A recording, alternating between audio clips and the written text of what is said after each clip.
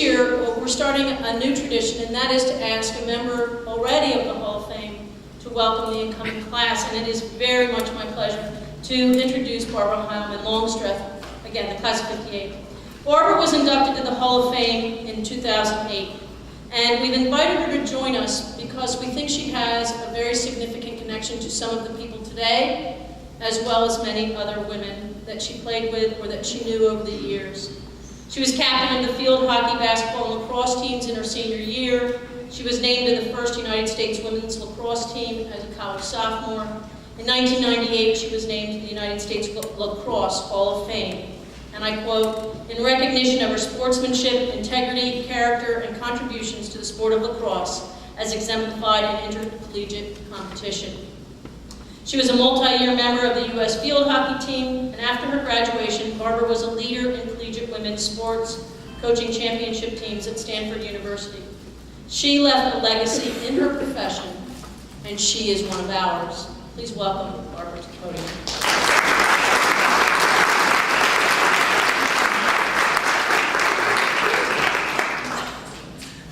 It's embarrassing.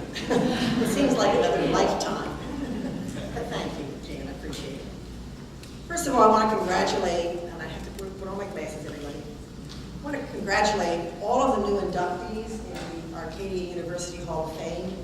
For each of you, your athletic accomplishments for the university and beyond have contributed to this honor.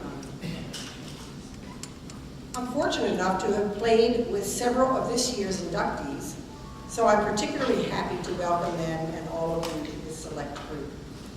I'm going to share some personal memories with you today, and first of all, I'd like to talk a little bit about Marlene Lochner Emmerich.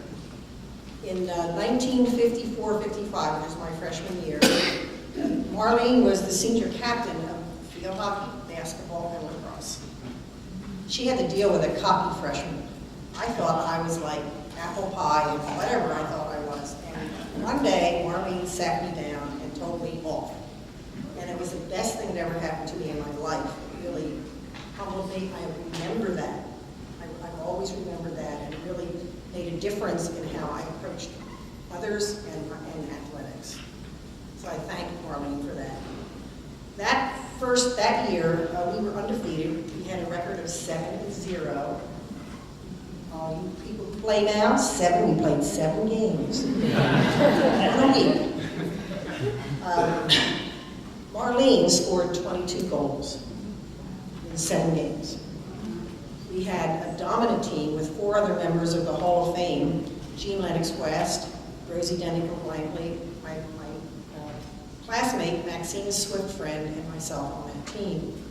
Marlene went on to be named to the U.S. Reserve Team that year after she had made the U.S. first team as a junior. Rosie was named to the U.S. team the following year, and Maxine made several All-Philadelphia teams as well as gaining honorable mention honors for the U.S. team.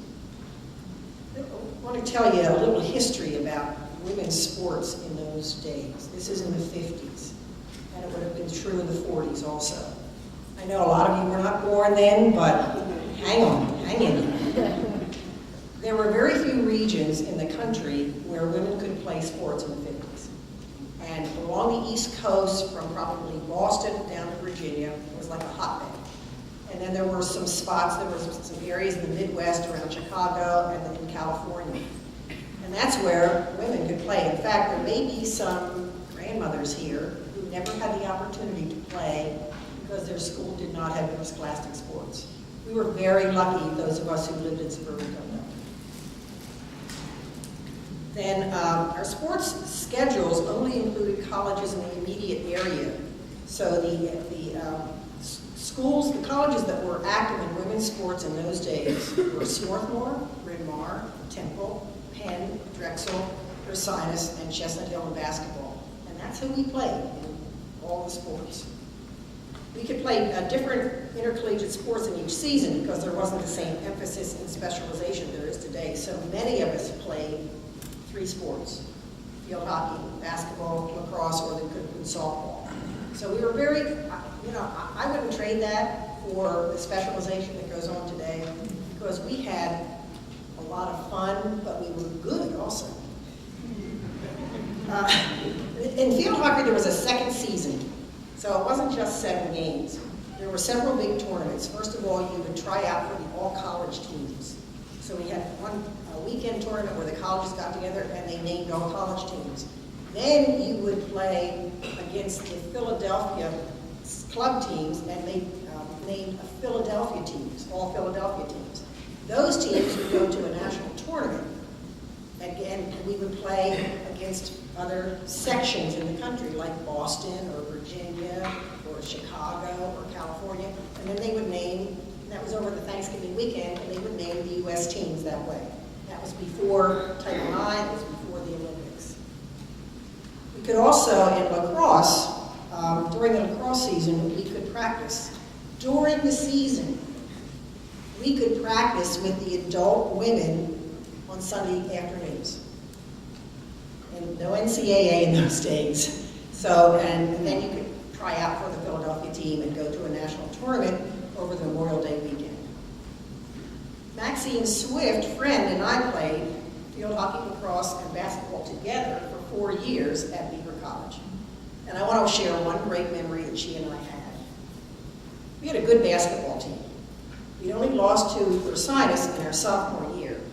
And in our junior year, Ursinus, with their star player, Lonnie Groh, who, those of you who are in that era, Lonnie Groh was 1 year ahead of us. She was like, you know, Michael Jordan.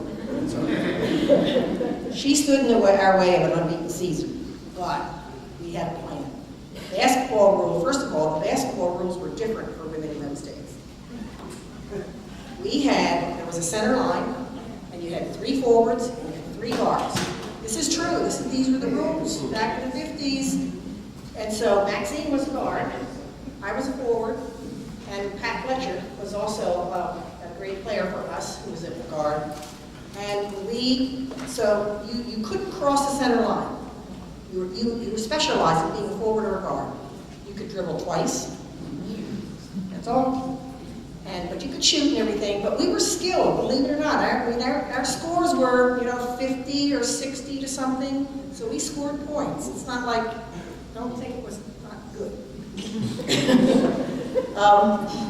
So the game was played in our gym, our junior year. Well, those of you who remember the Jenkintown campus, the Jenks Gym, there was a building that had 2 floors. The top floor was the library, and the bottom floor was the gym. Well, the gymnasium was like a box. I don't know how else to describe it. It was very small, and if you arched the ball too much, it would hit the ceiling. That was our secret weapon. Because, scientists, of course, when teams visited us, they didn't realize all the time that you could hit the ceiling and you arch the ball. So anyway, to make a long story short, with Maxine and Pat's great defense, we were able to win that game by 5 points, and we were able to go undefeated. And that was the first undefeated basketball team at Beaver College since 1942. So we were 1957, I think.